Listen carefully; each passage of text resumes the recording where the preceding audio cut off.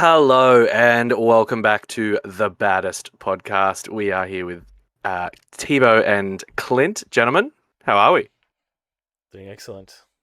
Look at that French smile on your face. Doing That's excellent. a PQ winning smile, that one. If only that's all I needed. If only that's all I needed. You should see him with his shirt off. It's a good point. He conveniently put it on before we started recording. He did. If you subscribe and join the Baddest OnlyFans, that's where you'll see Tibo shirtless, Baddest maybe. OF. Baddest OF. Gentlemen, how are we? Good? Clint, you good? Yeah, I'm good, Clint. Yeah, I'm good. It's a Tuesday. We're recording. It was a Tuesday. Long weekend. We had a bit of a long, exhausting weekend. At least, yeah. Another one. I was we don't normally record on a Tuesday for those who follow the routine of us. Which we are normally ourselves. we are Sunday recorders, ideally. But yes, we had a weekend away. Boys' trip down to sunny Canberra. It was actually sunny. It was sunny. Yeah, it was. The nights were cold. We had really good heating system though. Yeah, it depends who was in control of the heating system in the Airbnb. I said the one thing, just leave it consistent on the last night. And I swear, I'm pretty sure Tim turned it off. Like, you turned it to something, and then someone turned it off. I was livid. I woke up at 4:30 because, like, the vent above my bed just started blowing nothing. It was cooking. So it's terrible. Anyway, that's not what we're here to talk about, though we do digress quite often. We are here to talk about our newest PQ champion. We're here to talk about our weekend down in Canberra. And we are going to talk about some of the delicious, tasty bands, but we'll get to that later. Ban. Well, sure. Singular. Sadly. It is one. Sadly, but we'll talk. Sadly one, yeah. Let's start with you, Tibo. Talk through us. How did your weekend go? Start with me. Give us a bit of a rundown. Look, my weekend was really good. I had a good time. With the boys. We were talking about it literally 2 minutes before we started recording this episode. Already we're starting to think about the trip to Canberra next set. And although it is a bit of a long trip, like it's about a 3-hour drive for us, it's a good time. I had a great time. Clint and myself, we carpooled down. We actually picked up Tim Valletta from Perth, who flew from Perth. We picked up from the airport and we drove straight to Canberra. So it was quite fun, good vibes on the drive. Again, a little bit long, but we got there. The apartment that we all stayed in was pretty cool, relatively well located. And yeah, good weekend of SWU. Obviously, like you hinted to before, I came out victorious. I don't have my mat. I'll go grab my mat in a bit, just to flaunt. But no, it was a really good weekend. Awesome. Clint? I had a good weekend overall. I had a good weekend playing SWU. The event for me was relatively average from a playing point of view. I said it to you boys before when we were talking about the setup. It was like I felt like I had a pretty bland day. Nothing was like super duper exciting, but nothing was super terrible either. Just regarding my matchups and anything like that, it was kind of just another average day at the office. Fair enough. How was your weekend, TV? We'll dive into mine a little bit deeper after, but how was yours? Yeah, mine was good. Carpooled with our very own Inferno 5. Travelled down from the Gong, left a bit later than intended, but, you know, we got there. That's all that matters. No, but it was good. It is a long drive. I feel like I'm an hour and a bit south of you guys, but it still takes relatively the same amount of time. Like, I think it took you guys like 3 hours to get there. It takes us about 2.5 hours because we got to go like up the mountain and across to get to the Hume. It's just, it's awful. I hate it. It's a little less. I think it's about 2:45 for us. Yeah. It's just a straight run as soon as you're on the stop. As soon as you get to the Hume, it's good. It's good. But no, it was a good weekend. You're right. There was the Airbnb was really nice. It's very tidy. The weird labels on everything was funny. The mattresses and pillows were something left to be desired. The pillows. Tibo and I talked about this on the Saturday. I'm scarred. We were lucky that we had double beds that had 2 pillows because I Yeah. just stacked the pillow on top It and like still was- it was yeah. still awful, but like I couldn't only imagine what you guys went through only having one because I Um, was not in a good state. If we're driving, we really need to start learning do. to take our own pillows Take to a- these I- said- Airbnbs. I don't know why we don't. I don't know. It kills me. We're old men. We can't. We're not. We don't have Tibo's youthful vibrance. You and I, Clint. We have to Yeah, I take know. our I know. expensive pillows. Yeah, I need my ergonomic pillow, like, from Akosa. I think next time I will consider like if we take somewhere with checked baggage, like when we went to Adelaide, I'm gonna put the pillow. I'll put both our pillows If in my checked you- baggage so that we can survive. If any of our listeners work in bedding and you want to send us some pillows, we will happily Oh, shout yeah. you out if you want to send us some good pillows. We'll happily do a sponsor next time we drive to Canberra. Oh, absolutely. We'll have them behind like in the car. We'll do Yeah. like a radio. We'll do like a recording Yeah. on the drive down with just pillows behind us. 100%. And I will say we had some great breakfast and great coffee. The place right next to Viking was really good. Place was good. It was good. That was Next time it should be relatively close, maybe, to Hopefully. this place. So maybe we'll go back.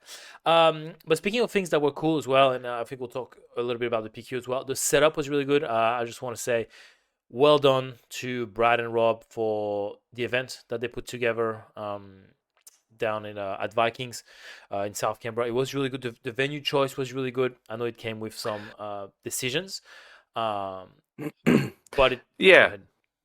The space was big. It felt open. It felt nice. Yes. And the venue was really good. I liked the food. Mhm. I mean, Clint will definitely talk about happy hour. Whoa, that happy hour. But no, it was good. I felt like it was a big, nice open space. There was good setup for the streaming table. Yep. Rob was down in the corner.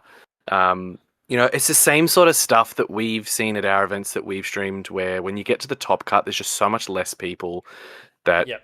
to try and commentate becomes a bit of a challenge because you kind of got to whisper and you don't want to talk too loudly because you don't want the players to hear you. Same sort of deal. I think the only place we've ever not really suffered from that is either if we're remote casting Mhm. or at Jolt, where it had the separate room. Jolt was really good. Yeah. In Sydney, usually when we go to Pat's store, it's okay. We put the protective string. It's usually Those big boards But up. yeah, like it's unusual for those kind of tournaments because one of the walls, right, was all glass leading onto the lawn bowls. So it was super bright. It felt very fresh. You could between rounds, you were one door away from being outside in the sun. It was so refreshing, and it's very, very underrated when you're sitting down for 45 minutes in those dungeon-like game stores. Usually, being able to just step out, get some fresh air, make a phone call, get some air and some sun was really, really, really good. Yeah. And I think that's what I dislike about our Padstow venue is that it's kind of like this big sort of arena more than just a nice bright room. No natural light, Yeah. like no windows. Venue or something. You don't And know it's what something time that it is always... at any time of the day. And the other thing is that we filled the room there as well. Yeah. Whereas when we go to Padstow, we've got all It's this extra massive. space, and Yeah. it doesn't look like we've got as many people as we actually do. Yeah. Yeah. No, it was really good. They did a good job. Thank you as well to Brett, who was judging the staple bread and the staple judge in Canberra. So we really appreciate him for what he does. Without him, obviously these things don't happen and don't happen as smoothly. So thank you to all three of these beautiful people down there. And Abby as well, is it? Abby, Who helped her out? Yeah, Abby, who was helping out as well down there. Thank you for her help because everything was super smooth. Yeah, it was a great event. It was Really a good very, very well run event. Yep. And I think, I mean, we always love to shout out people who run events. But I think it's definitely come to be an expectation of those guys that they run great events. We know this. We did see a little bit, and we'll talk a little bit about some commentary on the pricing. Yep, I literally thought about that 30 seconds ago. Yeah, and I think it's worth a bit of a conversation. Yeah. I mean, I don't think go we've for ever it. hidden our thoughts that we do tend to prefer flat pricing to encourage community growth. Like, I don't think there's anything wrong with the pricing that Brad did. Don't get me wrong. No. But I know there are a lot of people in the SWU community. Participation for 2 packs is light. Yep. And I the would top tend to end agree. pricing was very, very substantial. I think you as the winner walked away with 3 boxes. Yeah, for context, so obviously I won the PQ. I got 3 boxes of Legends of the Force, 5 packs of Carbonite, I believe. And plus all the my accoutrements, participation and the whatever, Yeah, the yeah. tokens and obviously all that. And Brad was really good. He said if you want to swap it for any of the previous Exactly. set boxes, the only one he didn't have was Spark, but he said Yep. you could swap them out. Like I think Scott also got 2 boxes. Correct. I think top 8 got a box. Yes. I can't remember how many boxes if the top 4 No, I if they got think extra the top boxes, but I 8, think they got Carbonite Yes, maybe. Yeah, I it think is. they got a box and a Carbonite. and a couple of Carbonites. packs Yeah, for top 4. so very generous pricing, Yes. and like it's always good to see. I think the conversation is always around the people who don't make the top cut, who potentially play more casually and aren't super competitive, but like to come to events. Yep. $50 to $60 for 2 packs is on the light side, and we understand it. I think it's the nature, and I know we've talked about this a lot, where SWU feels like it's a much, by and large, the community is more casual than it is competitive in terms of like population size. Now, don't get us wrong. We do understand. Obviously, we've discussed this in length. Your ticket cost comes at. It's one. Obviously, you get your participation pricing, but you also pay for the opportunity to get the big pricing. You pay for the opportunity to get your qualifications to Worlds. You pay for the event. You pay for the moment. Basically, the experience that you have, where you're playing against other like-minded people in a hobby with a passion. You have a judge that facilitates that. These people have to be remunerated. The venue has to be paid for. Like, we understand. We are event organizers. We understand better than anybody else. Like, that it's not easy to do flat pricing. Don't get us wrong. We understand the challenges, absolutely.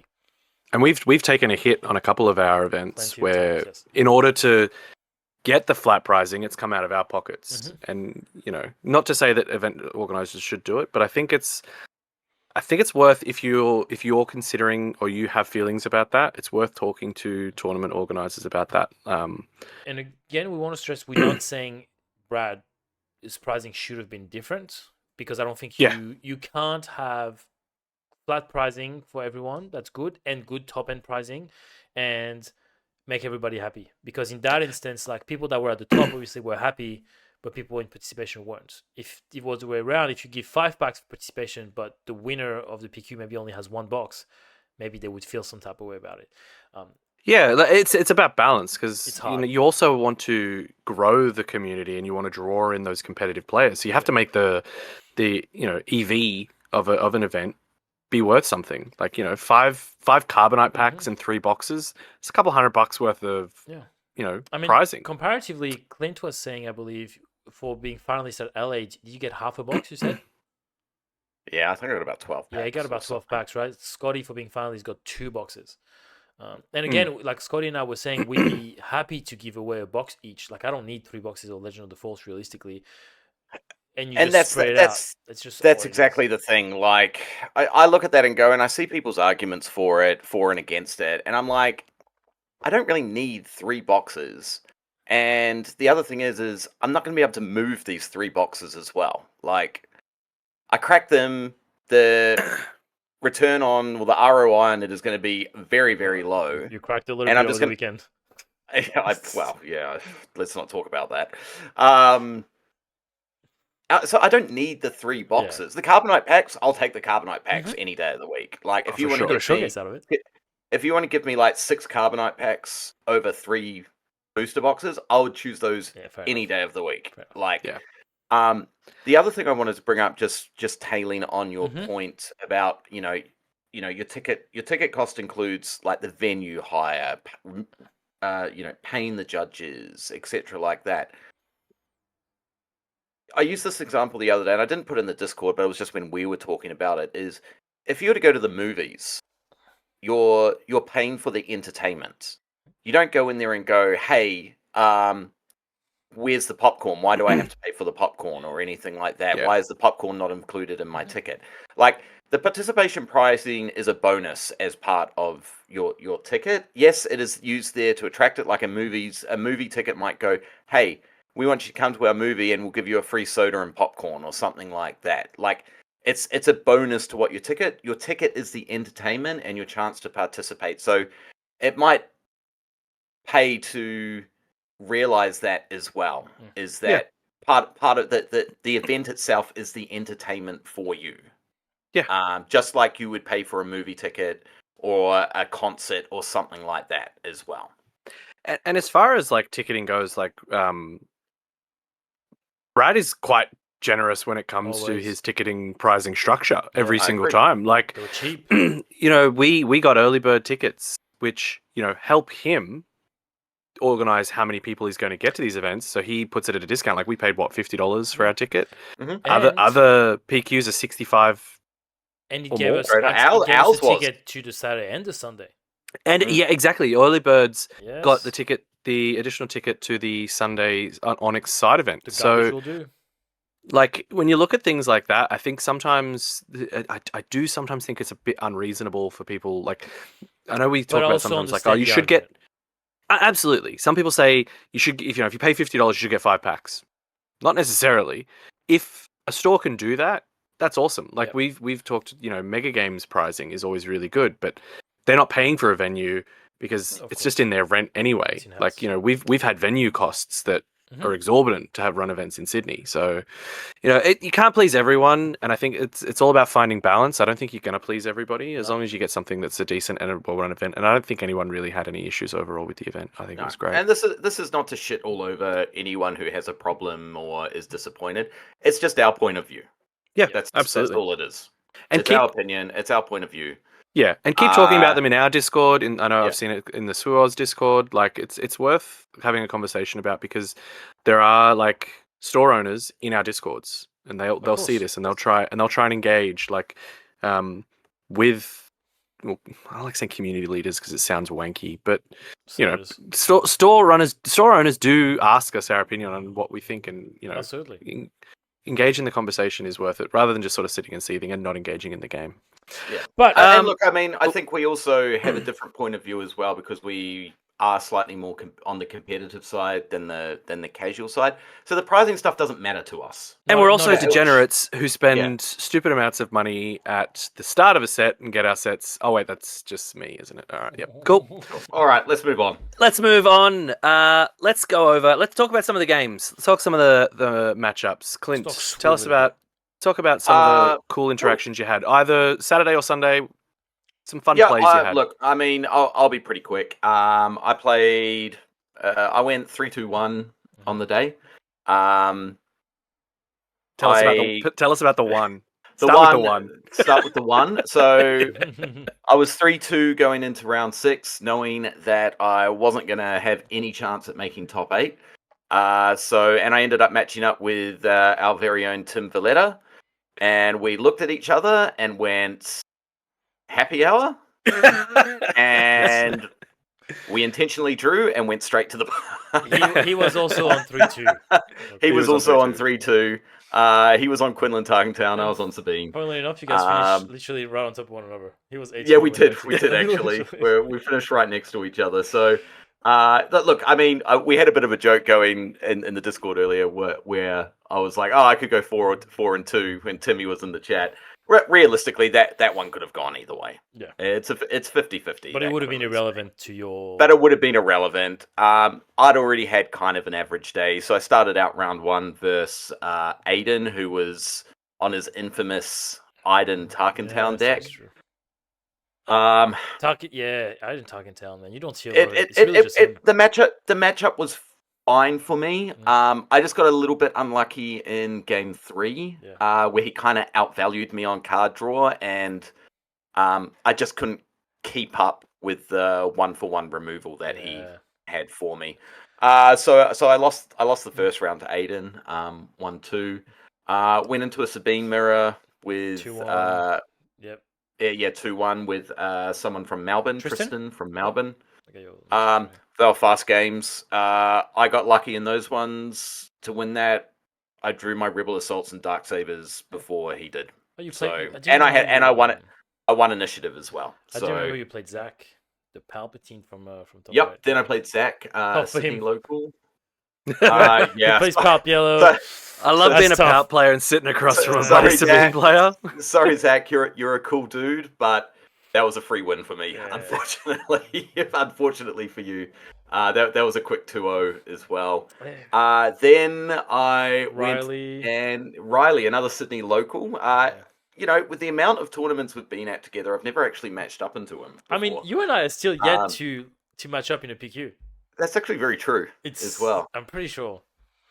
I don't think Um, him and I have like sat across from each other in a PQ. No, I don't think we have. I keep matching up with fucking CJ. Yeah, Like, that's your second loss, right? It's CJ. 2 in a row now. matched up with Riley. He was on Han 2 Yeah. Force Blue. And I was like, okay, well, my day's over now. For sure. But And he won the You won first that? game. Yeah. He won the first game. And that was off the back of 3 force throws. And I'm like, No more. okay. Alright.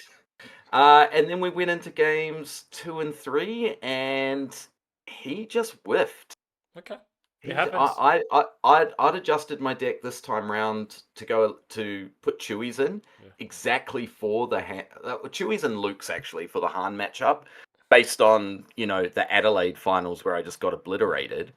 And so my aim was to just do the same thing if I was to run into Han and go space, but have the Chewies and the Darksabers so I could just push damage way earlier. I could use the Darksabers to punch through turrets.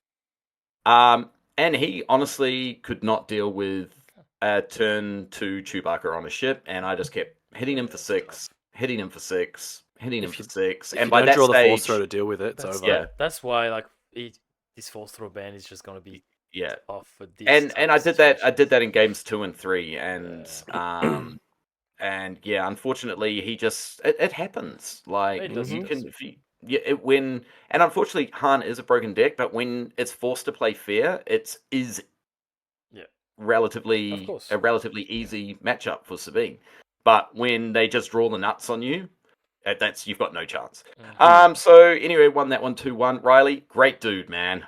He's such a cool guy. It's always like cool it's a bit like that. Like same. I sat Yeah. across from a couple of people. I'm like, wow, like I haven't interacted with you much, but you're a cool dude. Like I wish I could play against you more. It was fun. Yeah. Then Game 5 was CJ, and that game was streamed, by the way, if you guys want to see. That match. I've created. I have beat CJ enough with Sabine into his Boba Data Vault deck that he has now specifically teched his deck for Sabine, and it showed.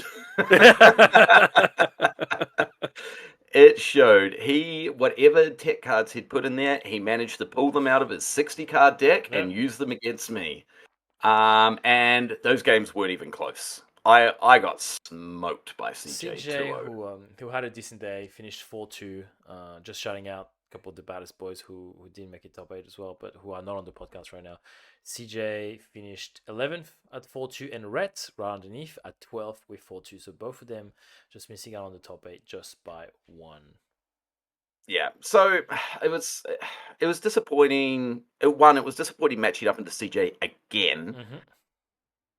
I just always match up with him and Rat in tournaments. It's crazy. So it's disappointing losing to him. We actually discussed intentionally drawing that round and just kind of rolling the dice on the next matchup. Because you would have been 3-0-1. Yeah, we would have been 3-1-1 each. Yeah, 3-1-1. I think. And just you would have been a winning in for both of you. That's correct. It would have been a winning in for both of us. And in hindsight, I think we probably should have just rolled the dice and done that. Because it turns out that. Well, there was 1-4-2 that made it. Yeah. But that draw would have messed up the numbers for that. Oh no, there was a 4-1-2. No, I'm wrong. I don't think I lied. I don't think there was a 4-2. No, there was a 4-1-2. Because the highest 4-2 was Rowan, and he didn't make it. How would there be a 4-1-2? 4-2. He was 3-1-2. He was 3-1-2. He's a 4-1-2 now because he's seeing his top 8 match. Oh, okay. Yeah, of course. So he was a 3-1-2. So I don't know. Like hindsight's 2020. Yeah. I don't really care. Like I kind of had an average day. I wasn't really too fussed. Hang on. No, Sorry. 4-0-2. Yeah, he was a 4. Yeah, he was a 402. A 4-2 did make it. Tristan on Kira Datavolt was 4-2, and he made it. Oh, there you go. He just had a very Yeah. high So breakup. so if one of us did actually do the winning in, one of us might have actually just bubbled out. So and yeah. I was happy to roll the dice on that. CJ wasn't, which is fine. Fair. I was happy to play it out. Yeah, cool. And it was more of a point of I'm just sick of playing CJ at tournaments. I was just like, let's just draw it, and let's just roll the dice and go to the next one. Like, and that's basically all it was.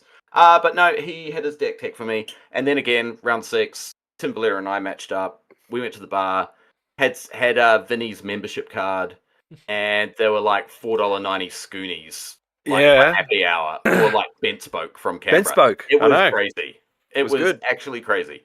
So we just drank Scoonies for the rest of the night while we watched the top 8. And top 4 and finals. Well, lack of finals. All right. No, thank you, Clint. All right, I'll quickly go do mine, Tibo, and then we'll talk about your matches and take us into the finals. So I went 4-2. Had a decent. I thought was going to have a decent start. I was versing Charles. He was on Kylo Tarkentown. And Charles won that 2-1. There was one action in one of the games, so it's fairly close. And then I submarined up after that. I can see that's 4 in a row. Yeah, 4 wins in a row, which sexy. was it was good. Felt good. I was on a run. 2-1, 2-0. Not bad. Yeah. Some decent matchups. I did play Rhett's wife Sarah, who was on Hantu Blue. Which when I sat down across from her, I was like, now I've played this matchup a lot, and it's heavily favored towards me. So we're just gonna have a fun time now. And we're gonna talk some shit while we play this game. But Sarah was awesome. Super lovely person just to have a chat with while we played the game. You played a nice psyop there. Yeah. He did. He That's the thing. Rhett was trying to psych me out as well. He's just like trying to psych Sarah up to go just play mind games on TV. He'll choke. Yeah. I was like, you're not wrong. After playing with Scots for so long, we should know all about mind games. Yeah. This is true. Him and Flip 7, wild. Ooh. Wild. The game I will talk about though is my round 4 matchup into Canberra Rowan. We say Canberra Rowan because we have Sydney Rowan. But Rowan was on Kira Datavolt, a matchup that I was not super enthused to sit across from. Blue, green, black is Cad Bane's. Yeah, I was literally about to say for Achilles heel, because we know what Clint was playing, obviously, but TV was playing Cad Bane Tarkentown. Yeah, Cad Tarkentown. But coming from Adelaide, where I paired Ollie from Melbourne, who's on Iden Datavolt, I kind of learned some stuff about that blue-green-black matchup. Talked it out with Scotty as well. We ran a couple of games, just sort of some sideboard strategies, and I actually took that match 2-1. So I won the first one, which was just a mad rush to base. I had the 4-lom for Kira. I had every answer that I needed to just stop it in its tracks. Pretty much couldn't have a unit on the board most of the game, and I just continued to push damage. Second game smoked me. I got absolutely fucking annihilated. It was done very, very quickly. Polite.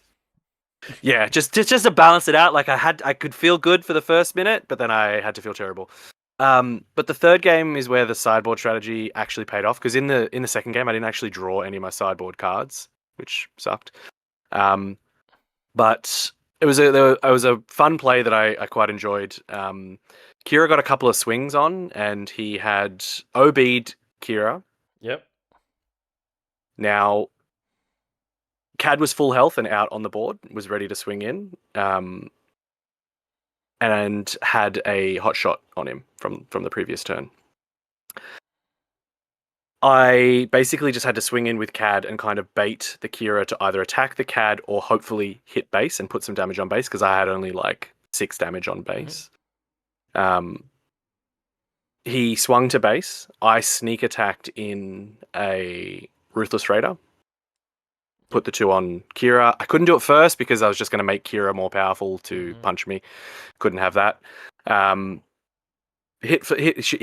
was tapped out, so then I swung in with the Ruthless Raider, did the 2 damage, cleared his board, and finished my board. That put him to 29 with that just chip damage. He was on Data Vault, so he was on 33. So Cad was presenting lethal. Yeah. Actually, I misremembered it. Cad didn't even have a hot shot on him. He was just presenting lethal. Only had to do had the 4 ready to go.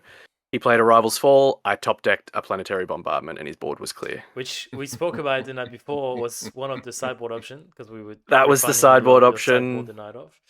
That's what we brought in for that control matchup, just to push either 8 or 12 damage and have a good time with it. And that won me the 3rd game. So I was mostly it was actually the first, and Rowan and I were talking about it. It's the first time we've ever actually played each other. Like we've never matched up in an event together. All the Onyx events, the Canberra PQ, we never saw each other. So it was cool to sit down and just verse him. I was a little bit teched for that. Yep. Round 5, I versed our very local Adam. Yep. Who was on Piet Red. I hadn't actually played a lot into that matchup, so I didn't know. I knew what to expect. I didn't know how he was going to counter my stuff. Yep. So I wasn't. It's a very quick deck that can put damage on. It ramps up quick, puts it out. So I wasn't really sure. Like, am I supposed to control him? Is he supposed to control me? Where do we go from here? Can get out of hand a bit against you because you can't really target down his big stuff. Like, they got too much HP, and you can't capture his big stuff. So all of a sudden, he's got the invisible hand. Next thing you know, he's got a Ruthless Raider, maybe a Devastator, and a Planetary Bombardment. Like, you can be in real trouble real quick with your 25. All it takes is one swing of Devastator and a Planetary Bombardment. That's 21 damage, and you can't do much about it. So it's not necessarily easy for you. No, but I did win at 2-0, and I think a lot of it is that he did not. In the first game, he didn't see any ramp. Yeah. So I just maintained board presence, pushed damage. Yeah. It was kind of over. The second game, he did see ramp, but he told me afterwards he didn't play it. Instead, he opted on the 3 resources to open fire my Ayla. Okay. Ayla.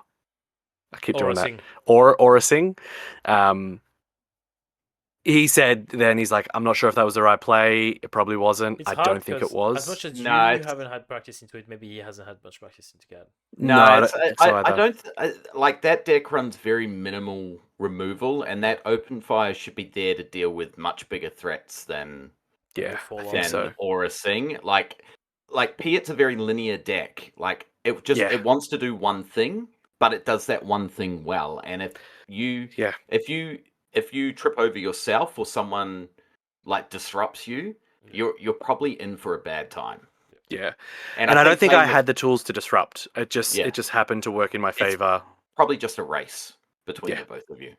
Yeah. So I won that 2-0, and then sat down for round 6, and my white whale Ollie from Melbourne on Iden Data Vault just can't crack it. Just had to be him. Had to be him. Look, and it's great. Ollie's awesome. I actually don't hate sitting. I would rather sit across from Ollie playing Iden Data Vault than Scott. Scott is so much more oppressive when it comes to Iden Data Vault. But Ollie's a good time. He's awesome to have a chat with. Yeah, he's cool. He jokes around. Like he's doing things, and he's like, "I'm so sorry." It's fine, bro. We knew this, and he's like, "Yeah." I did get the Raider Planetary Bombardment off. Yeah. So did 12. He unfortunately had 2 super laser techs when I did it on the field, plus Iden, but she didn't have a shield. Not that it matters with indirect anyway. The thing with Iden, it's kind of like running into a 40 health base with all the heal. They're always removing something, so they're always getting the heal. It is a tough nut to crack. And for me, that was... Yeah, and for me, that was my winning in. And I talked about it on the weekend and on the drive home. So you guys and Scotty are definitely sick of hearing it. I looked out at the other tables as I sat down, and I was like, any other of those matchups, I actually have a fair match into. I'm not favoured, but it would have been fair. Ollie just Iden Dartavolt just smokes me. Yeah, I think round 5 there were probably when CJ and I first sat down before we went on the stream. There were matchups around me that I was like, I would much prefer those matchups than this one into CJ. And you know what? That's just the tournament. That's where it is, always right? said you've better be lucky than good. Your day can go from 0 to hero or from hero to 0, based on a matchup that you get. Absolutely. And just tank your day. And it does. And you know what? It's fine. It is what it is. I had a good time. I was very happy to get the Planetary Bombardment playoff twice, even if it only worked once. It was awesome. But it was felt like a good showing. Like, I mean, I am a little bit more rookie at these PQ events compared to you guys. Like, this is my third. I've definitely felt improvements in my play style and my game playing, but also my enjoyment. Like the first one, I feel like that was a wash. Taking Palp double green was, I mean, we look back on it now and we say it was silly, but I had to do it for my first one. Palp was my favorite leader. Pairing 5 aggro matches was not what I had on my bingo card for that day, but it is what it is. Yeah, those are my games. A lot of fun was had. Had a good weekend. Always. Awesome. I guess, but that's what we want to go to. Tell us some of yours, mate. I'll be brief. I won't go over all my matches. But I played some fun stuff, man. I started across from some cool people. Scott, the first guy that I played, he was on Luke, the pilot, Luke ECL, and we had a good time. And I versed him again the next day when we played the garbage we'll do. So it was fun to sit across from him again. But that was a 2-0 for me. Adam, that you were talking about, the Piet player, I 2-0'd him as well. But again, it was fun. He actually said to me, he was like, look, I lost, but I'm happy with the way I lost. I felt like I made it competitive. You're a good player, and I made it a tough game, so I'm happy with the showing. And he did. He really did. Sadly, round 3, we had to beat Team Valletta, who we had a great time. We had a we had a great time. We had a good match, but it was 2-0 for me. It could go either way. I will say a little bit of a moment that Tim and I had. Second game, he mulligans. He has a hand. He's like, it's not great. I'm going to mulligan. And I said, is he going to mulligan into the no turn 1 play? And then he shuffles. We joke around and we say, like sometimes it's funny with this deck, with the Quinlan, because you can kind of bait decks out if you don't have a turn 1 play. Because he had the initiative because he lost first. You can say pass, and your opponent's going to say, I'll just claim. Right? Because you played a pass game, or you claim because you don't want to get your first turn 1 pinged. He mulligans and he says pass, and I was like, you motherfucker, are you trying to bait me right now? And I was like, and so I had a secretive stage, so I just play it, and he just looks at me and said, the one I didn't want to see, claim, because you had no one to play. That's a classic Tibo play right there. Yeah. Has the perfect card that he needs for that particular situation. That's on him. He shouldn't have mulligan. But then you spoke about Ollie on the Iden. I actually drew against him on round 4. Not ID, we just drew. I won the first one. I saw that. I won the first one, he won the second, and then we look at the clock and there was 5 minutes left, and we said, dude, we're not gonna have time to finish. Happy with the draw, and we're just like, yeah, draw, and we just fist bumped and just logged it as 1-1 because we weren't finishing a game in 5 minutes realistically. I had a Hantu Mira against Adam from Canberra, who that was a fun mirror actually. It was pretty tough, but I came out of here unscathed 2-1. That was my first. I mean, no, I lost one against Ollie, but I hadn't lost a lot of games up until then. I won that, and then I was against Scotty on round 6. We're top of the table, 1 and 2, both for. I think we were both 4-0-1 at that time, so we just ID'd, knowing that I was gonna lock us in. I know Scotty went to the hyperspace space where the table where he bought a lot of cards in that time, and I don't remember what I just went and did, but I got some rest. But the top 8 is what we want to hear. I versed Paul from Beskar, who flew all the way from Perth to bring us his lovely Yoda Green Force deck. So in the top 8 there was, so on my side of the bracket, Kenny and Fletch, on Kaz and Wedge. Wedge. Right. There was Paul, myself, and on the other side there was all the blue black villainy control that I didn't want to see, right? Along with Cad Tarkentown. And in Kantakentown, right? So there was Chris Another match you from don't want to SC. see. No, Chris definitely fell on the wrong side of the bracket for that top 8. yeah, Cat Ben Mate. Tarkentown, Kira Green, and Aiden Dadavold plus Scotty on his Thrawn Dadavold. So that was yuck. But look, I started across from Paul, and I know it was winnable. I was a bit worried because I hadn't played against him too much, but that went quite well. Man, him being able to ramp, but me being able to match his ramp with my champs is really what did it for me. There was one really good play against Paul where I think it was game 3, and we're on resource 4, I believe. I think he ramped the turn before, he played a resupply or something like that, and then he just plays an OB, claims.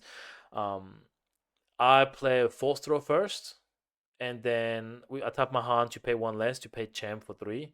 And then I ramp with Cham, and then I deploy Han the same turn because now I'm on 5, and then I just kill his OB, and now I have 3 units on board, and it's just that just did so much damage for that turn. So the Chams were awesome. I actually want to come back on the play that I did against Adam CFC in the Han to Mira. I think it's game 1 where I think I have a turn 1. I have a turn 1 Grogu, and he puts a Secretive Sage. Oh, yeah. yes. I have the initiative in the going into the second turn. I play a Chirrut. I play Chirrut for 1 less, so he's now 3/3. He's a bit damaged, and then he counters by playing an Ogdo Bogdo. And I'm like, okay, this Ogdo is a little awkward because originally I was planning on healing my Chirrut to deal the damage, but if I did that, I didn't have the force because I hadn't attacked with any force unit at the time, and I was like, he's just gonna swing with his Ogdo. I'm gonna lose my Chirrut. This is kind of lame. If I attack with my Grogu to gain the force, my Chirrut's still 3/3. The Octobogdo is gonna kill me. So I literally sat on there for like a couple of minutes to say, how am I gonna get out of this?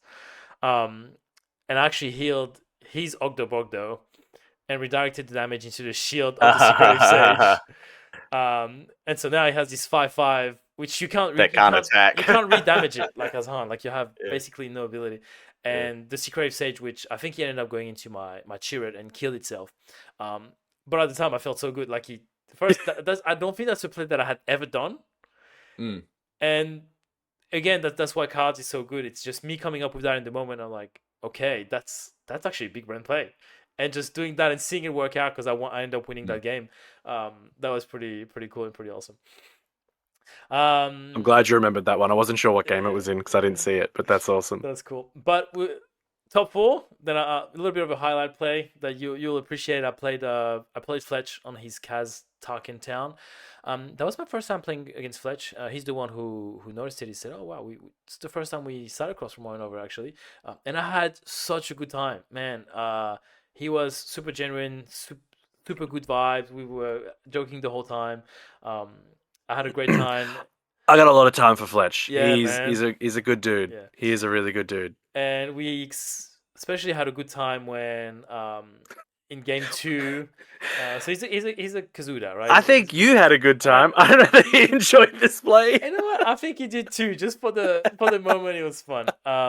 He plays his little first 1-cost whiny units. I play a Yaddle, and he plays another unit. I claim. For context, when he drew his hand, he was like, "Oh yeah, that's all fire. That's gas." I was like, "All right, cool." He draws his second turn, whatever, and then his teammate Oli was like sitting behind him, like he was standing watching the game, right? And he kind of like leans in the cards to show him like basically like, "Hey, my hand is gas." I was like, "All right, cool." And what's more gas when you're playing yellow whiny space decks than Sanctioner's Shuttle to steal your opponent's turn 1. And I have original governor in hand, and I put it down. I said, Sanctioner's Shuttle. He just sits across from me, he looks at me and says, "Fuck you." And it was hilarious.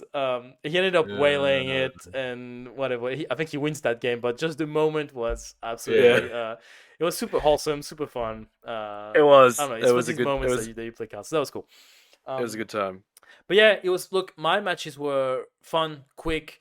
Unlike Scotty's had slog of matches across on the other side of the bracket. Like both went to time. So- All of them went to time. All of them. Yeah. All of them. Yep. Yeah, Yeah, but they both all of went. these Came down games to the went last to round. time, so they went down to health, and Scotty was happy he got that revolt that day. And yeah, look. So I'll talk about you finish. I'll talk about a couple of Scott's Yeah. matches And highlights. then like Scott and I matched up in the final, and we had spoken about literally before we started top 8 to say, okay, we know we're on the opposite side of the bracket. Let's meet in the final. And like Scott had agreed that he would give me the win, obviously, because he's already qualified for Worlds, and we're just trying to have a lot of us qualify for Worlds. So he bowed to me. Thanks again to Scott. Plus, he said in his stream the other day, he had a very, very long and strenuous day because he played some very like excruciating matches. And he said mentally, like he really appreciated that we just called it a day. Then just moved on about our business. So really, really good day for the baddest team. Two guys in the top 8, 2 guys at the top 1 and 2s. So pretty good conversion rate. Wish there was more of my guys in the top 8. Look, it was a tough field.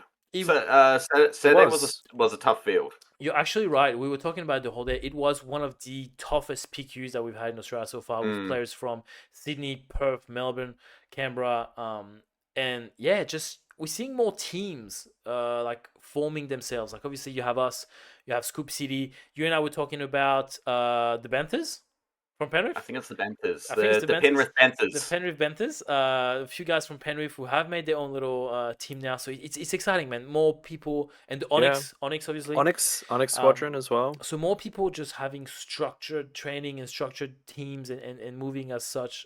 It's exciting for the game. It is. It's really good, and yeah, obviously, yes, we'd like to see more of us in the top 8, getting those delicious SWU points. But I think by and large, I mean, I know I'm personally quite happy with my showing on the day. It was a good run. I think it's my 4th PQ, because you were saying earlier like, oh, that's your 3rd, and I was like, how many have I done? I think it's 4. I think I did the first one in Melbourne.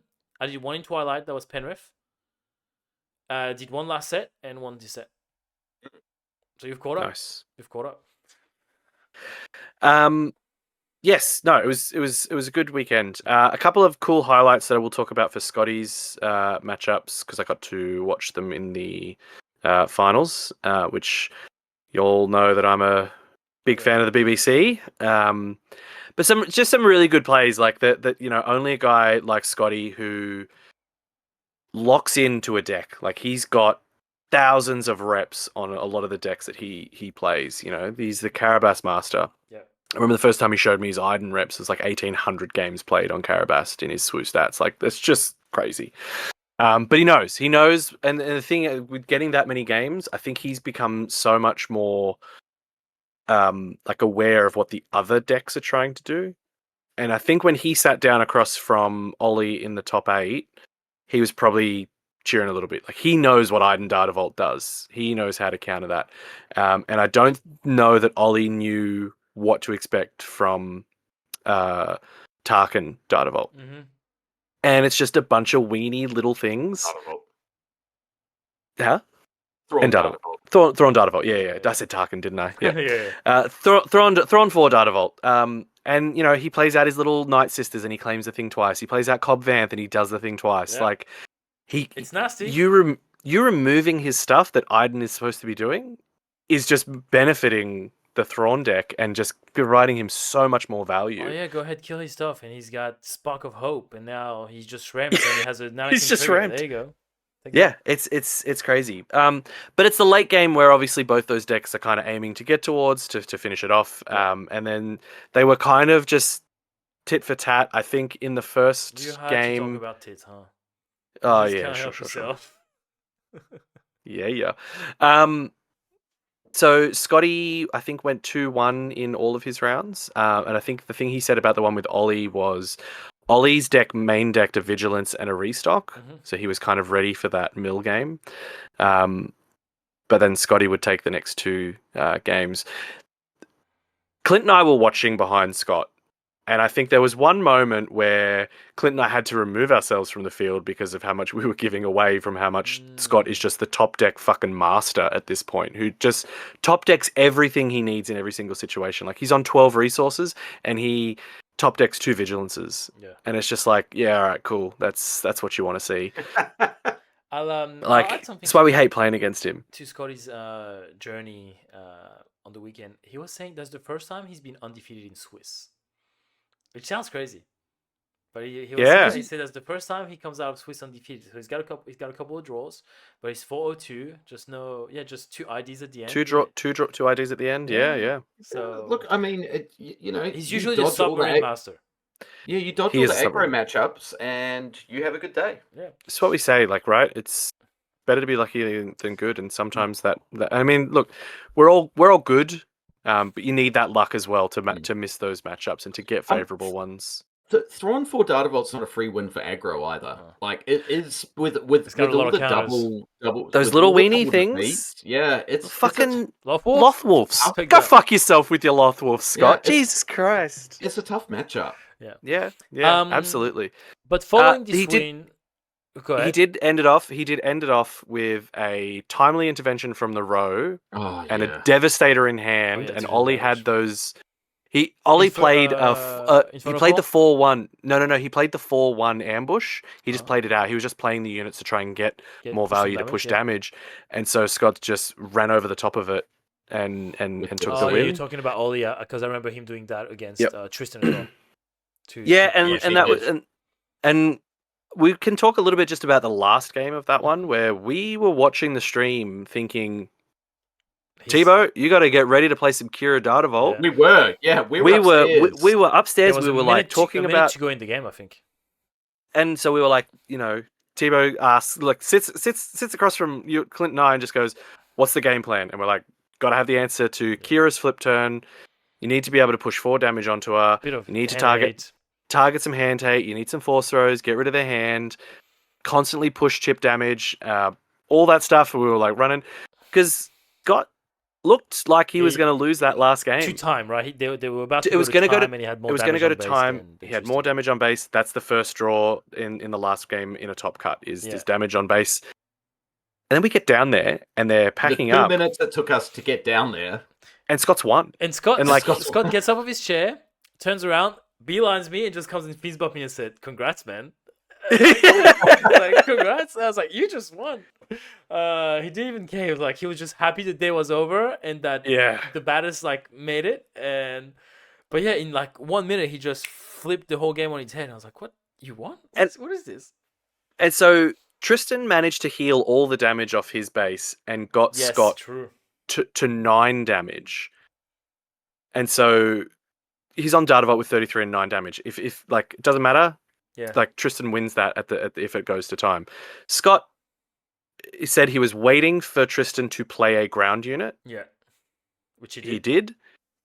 Scott timely interventions the reinforcement walker when played on attack, heals for 6, goes into the next round, plays another one and heals the remaining 3, which he kind of didn't have to do because as soon as he did that, he's got a 33 health base. There's less damage on his base than Tristan, who only had the 30 health base and was not playing Data Vault. But it almost came down to it's initiative. They're both on equal. It's based on initiative, which is why Scott took initiative as the last action. But it didn't matter because he had less damage. Phenomenal stuff. But after this win by the baddest, FFG had a look and said, "Enough is enough. If the French can do it..." Is this your segue? This is my segue. If the French can do it, we got to do something. Right? Yes. Right?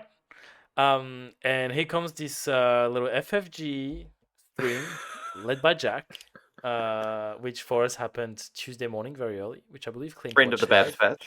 Friend of the baddest. Yep. 18 minutes. All of that to tell us no more force throw. Now, as much as some of us call ourselves, not us, but some people in the community call ourselves visionaries for predicting the force throw ban, everybody had seen it coming, right? And nobody is against it. It's fine. I myself play it. It's whatever. I don't mind that it's gone. Whatever. Now that you've got your 100 points. Even then, it's whatever. I know. I just wish they would have done a little bit more.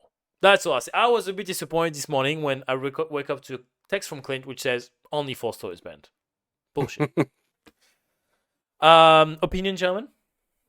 So I woke up at 3:30 because I was dreaming about this stream. Like it was crazy. The dream I had was like so alive. Vivid. And the dream was not only force throw, but it was all these other random cards that were added to the ban list Cheer as it. well, like Rivals Fall and some weird 2-cost unit. Like I was like, holy shit, like what is it? And then I woke up and realized we weren't in reality.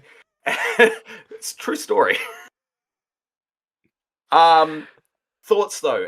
This was a hot topic over the weekend because the unscheduled stream release was everyone was Friday? notified it on Friday. Yeah. So it was a hot topic over the weekend of what was going to happen. And there are a lot of people with varied opinions. Yep. Personally, I actually thought Han needed to go. Yeah. And I would have been happy for force throw and anything else to stay. You had said force throw Han, Data Vault. Vault. Yeah, that was your call. So as some combination of that, I would have been happy with either just Han going and force throw staying. Because I feel like Han enables force throw a little too much in combination with the Kiadamundi. Or ban force throw and just sort of like preemptively ban Data Vault. Yep. So we just don't go into this kind of grindy blue-green meta that we had in Jump to Light Speed. Yep. And that's where I think we should have stayed. Yeah. So only hearing that force throw was banned and nothing else. Disappointed? Well, it's not. I don't care really. It feels like they're not knowing, right? I was just a little surprised that, historically they've banned stuff in groups of cards, and this is the first time they've just banned one single card. We've only got 6. When they banned Boba, was it just Boba? It was a leader. It's different. I think what he's saying is it's a little bit different. Like you ban one leader, whereas when they banned, we've only had 3 instances so far. Yeah, when they banned, you're right. So I'm incorrect in saying that. Boba by itself, and then when they did the big Django, Boba. For some reason, Django, DJ, and Triple Duck. Yeah, so they banned for some reason. Why I don't know why I thought they banned something else. Look, I just thought a little more. Look, I mean, at the end of the day, we've only got 6 weeks of this meta left. True. So we've got 6 weeks to solve this meta, and then we're into a new meta. Yeah. So even if Data Vault does become a problem, it's only for 6 weeks. Yep. I'll say I don't think Data Vault is a problem. I see what you're saying about the grindy matches. I think the variance does sometimes sting. Yeah. I think I agree that I thought there was going to be more on the ban side. Mm-hmm. Personally, I don't know if is force throw enough. Is that enough to shake it up? Is I don't think we know force throw. We know force throw does some things. I mean, I would have been happy with if force throw changes to only be your opponent discards and you don't get to choose that it's your card. Errata, 100%. I wouldn't like erratas because we've all got these cards. But in hindsight, I'm sure that's probably what they were thinking. Is if they redo force throw, it's probably just going to be your opponent discards one card. If you've got a force unit, deal that much damage. Because then we all play around it. We all have our 1 costs in hand. Or it could have even been limited. Discard a card that says 3 or less from your or your opponent's hand. Yeah, something. Because it only costs 1, and it is hand discard as well. It's very powerful. Yeah. It is almost like I think it's been said a bunch is. Triple Dark Raid on its own, when it came out in Shadows, not so bad. But then JTL comes out, and holy shit, there's all these vehicles that we're all cheating out and sending back to our hand. It's the same deal with Force Throw. Didn't have a lot of Force units. They were all super expensive, except I think Yoda 3 cost was one of the cheapest ones. Now, Yoda and Ezra millions. 3 cost, millions of them now. So which it is we what like. it is. We like that it allows for more synergy, love more force, more stuff. But it was very powerful. Especially in combination with Han, the ability, obviously I'm the resident Han player. It's the ability to know, okay, if I have force throw and something else in hand, I can play that for less and do my force throw in the same turn. It enables that really easily. I know you spoke about the Kiadamundi, but for me, although it is powerful, to me it's more that it's Han's ability to say, okay, I have the foresight to know I'm going to pay 1 less for this, and then I can still do my force throw.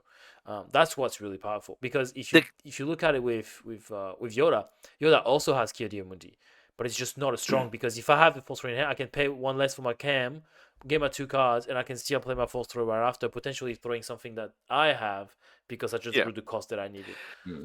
And it is that, like, right, because we've seen you do it a bunch of times where on the resource turn 3, you play Kiadi Mundi for 3, use the force, blah, blah, blah. Yeah. Next turn, you're gaining the force back. You're then paying 3 for Kiadi Mundi again and force throwing. In those 2 turns, you've drawn 4 cards. So discarding yourself means fuck all to you. I don't particularly have a problem. I actually, and I'm going to wait for Clint to fall off his chair. I actually agree with Clint, and I would have been happier with a Han 2 ban, because I think it is the cheating that makes it a little bit more broken than anything. I will go on record. I still think Kiadi Mundi is hideously undercosted. I think so too. I think so. I just don't think they wanted to ban something that they just got out. No. They definitely didn't. But if you get rid of Han and you leave force throw, I think that's kind of okay. And I say that being a very biased CAD player who loves seeing most of the time a Han 2 blue sitting across from me, because it's a pretty favorable matchup. But yeah, I think that would have then forced, if you want to keep that dynamic of a blue red force deck, you have to go to some of the newer force leaders. And I just don't think you play your Yoda. And that was the other thing. Might not. That was the problem I always had with it as well, is that the most prominent force deck didn't even have a force leader. Like, I know that sounds lame. Like, a little bit, but I get it. I do get it. I agree a little bit. It's super lame, because you've only got this guy because you're getting such a huge advantage out of it, and he doesn't even need the force tag for the deck to be strong, because you're just cheating shit out. I'd be interested to see if they tested in a world without Han and just had like force throw decks, because Quinlan was a good deck, but it wasn't broken by any means. It was very beatable.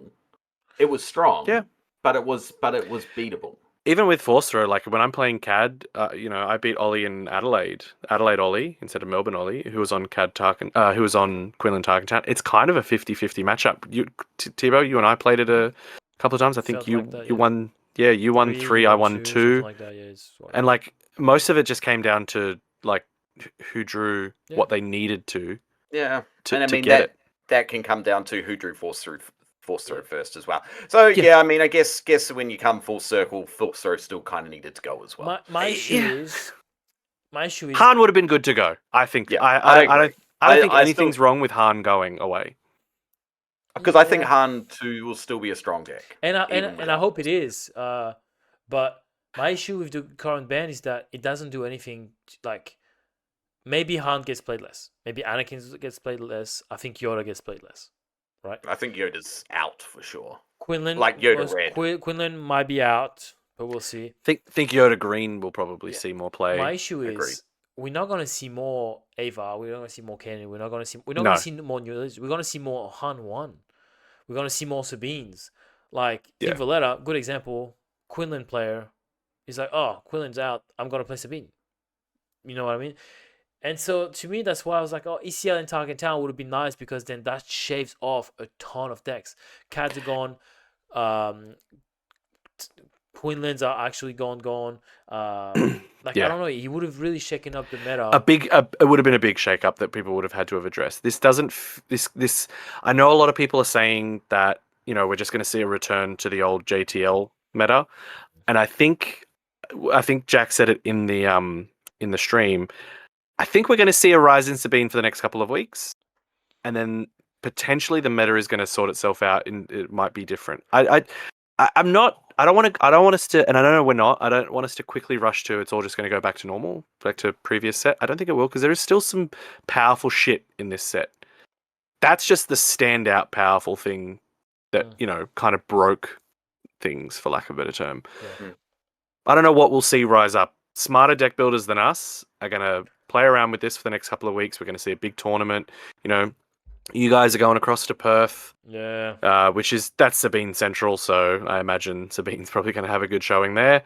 But we're going to see a few tournaments that are really going to shake this meta up, and are they going to find something else that's going to sort of replace that force throw thing? Look, I mean, and this is not Sabine bias by any means, Couldn't but be. I don't think I hate Tarkin Town, but I actually don't think it needed to go. I think it keeps enough in check. I don't think ECL needed to go because it keeps other stuff in check. Like you ban Tarkin Town, you ban ECL. Control runs rampant. It goes over the top of mid range, and then you've just got all these control. Then you've just got control matchups for the next 6 weeks. I think if you were to do like Tarkin Town and ECL, I would go then with you to say that yep, get rid of Data Vault too. Fuck it. See what happens in that instance.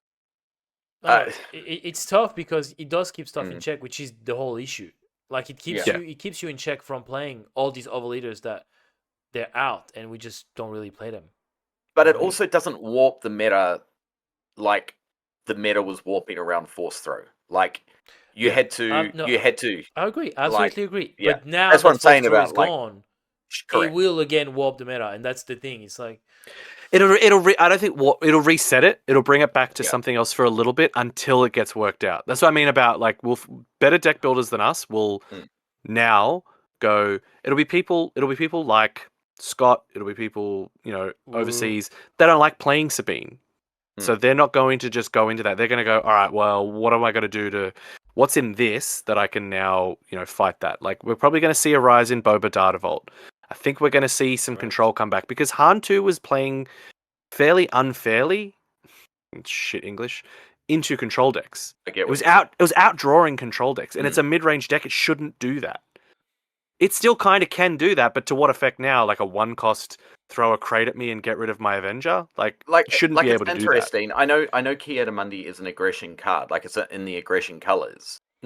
I just wonder if he was actually meant to be a control card, because if you look at like a control card for hero control decks, because like Kit Fisto, like FFG came out with an article last week saying, "Oh, Kit Fisto Blue was like their premier control deck in testing," and I wonder if it's not an aggro card. No, but that's what I mean. Yeah. But it's not. It's. I wonder if it's just meant to be this control card that that got slotted into a mid-range deck, and all of a sudden it's better than mid-ranges beating control decks. Yep. No, it'll be interesting. Look, we don't claim to have all the answers, and obviously nobody has all the answers until the meta gets sorted out. There will be some tournaments this weekend which will not be affected by those changes, because those changes will come into effect next Monday. Which I think is the wrong decision. I think they should have just ripped the Band-Aid off, and you know what? People should have adjusted. I think I was thinking that originally until I was like, look, man, I got to prep for Perth in 2 weeks, and I don't have time to prep, right? And so I don't even want to imagine what people would have had to go through if they had to prep for this weekend. You know what I mean? Of course, for you, it doesn't change anything because that's not your deck. But if you told me on last Monday, hey, no force throw, then I have to get a bunch of reps with a different deck that I've been repping for 3 weeks, right? Like the particular shot that I played, I've had it for a few weeks. I think there's no good answer regardless. I think it's either you give people a week. The start of the set is ideally best, but yeah. There's no good. There is a good time, but when you're trying to adjust it middle of the time, there's no good time. So you just kind of have to do something. This is the decision they made. It's a fine decision. And it works. Look, and again, if the meta turns to shit, it's only for 6 weeks. For you, it won't change too much in Perth. Obviously, for me, I have to readjust whether I'll play the same thing, slightly changed, or whether I'll play a different deck. I don't know yet. I'm in the process of figuring that out, but I don't actually have that much time to prep, so I'm a bit. I didn't say I was playing Sabine in Perth. Don't do that.